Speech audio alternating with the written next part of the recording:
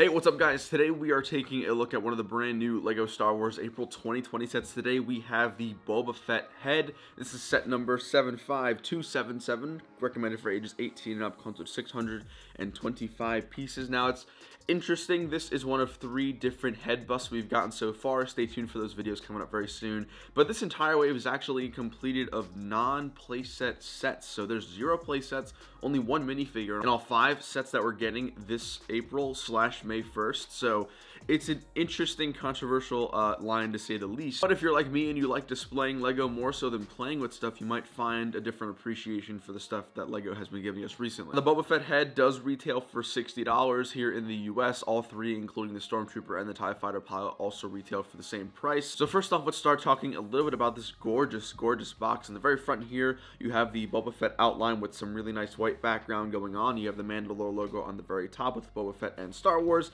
Of course, all the LEGO and Star Wars logos and all that kind of stuff with the information about the set. As you turn the set over to the back, you can see the rangefinder does go down, which is super cool. Also on the bottom, you can see the height information about the Boba Fett head bust, as well as information and pictures from Boba Fett in Return of the Jedi from Episode 6, which is nice.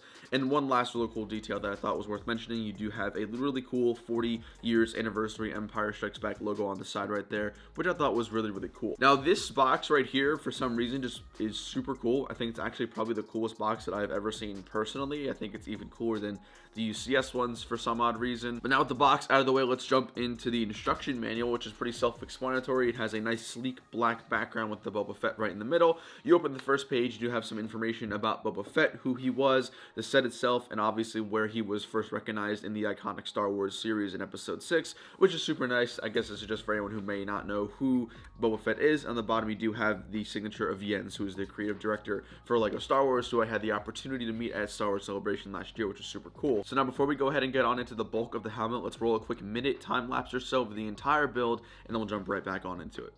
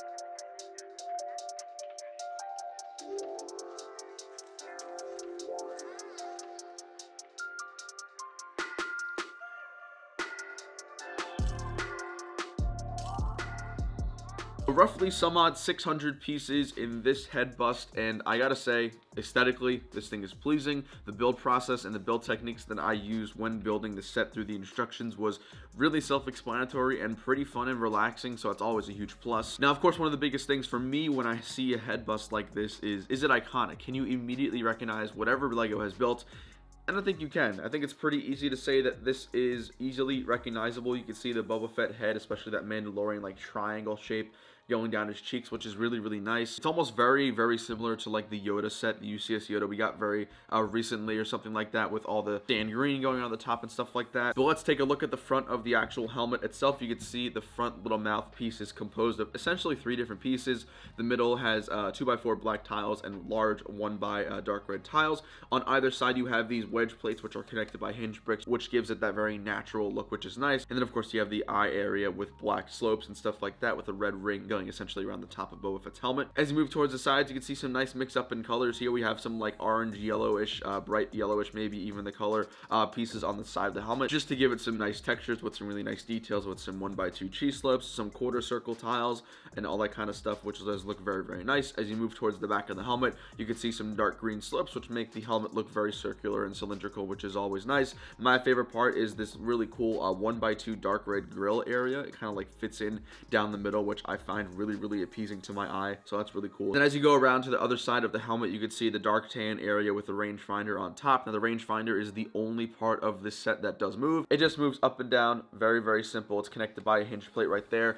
So it, like I said, the only part of this build that's functional, but it is a display set, so keep that in mind. Now I'm sure there are really cool modifications you could do to try and round off this top area. I personally don't mind the studs on the top. It is a Lego set for all I care, but I'm sure if you are a talented mock builder or a set modifier, I'm sure you can find a way to use slopes to round off this top part to make it look even more smooth, which would be pretty cool. And also, it's worth mentioning there is a really nice black stand with some black slopes, and on the very bottom you have a printed 4x6 tile, and it says Star Wars, Lego Star Wars and Boba Fett, which does look nice. Again, no stickers, so as of right now, I mean, this is a one-of-one piece in the set. You won't be able to find it anywhere else. It is also worth mentioning that this head bust is in a series of collection. There is a collection of 3 of them, so I'm hoping, crossing my fingers, now that Lego has done this, maybe we'll get other characters or other troopers in a head bust form. I mean, think of the other options we could have, such as maybe a smaller version of Maul, maybe a clone trooper, a rebel trooper, someone like that. But I think it's safe to say that Lego will be continuing this series and hopefully expanding this collection as the years come.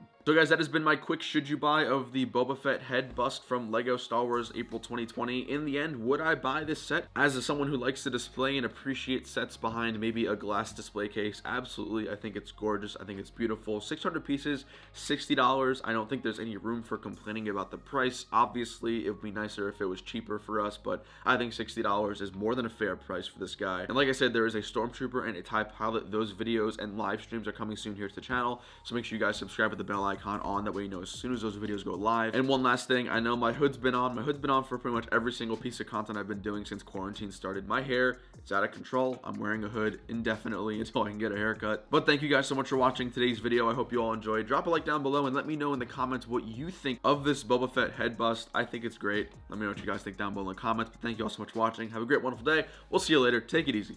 Peace.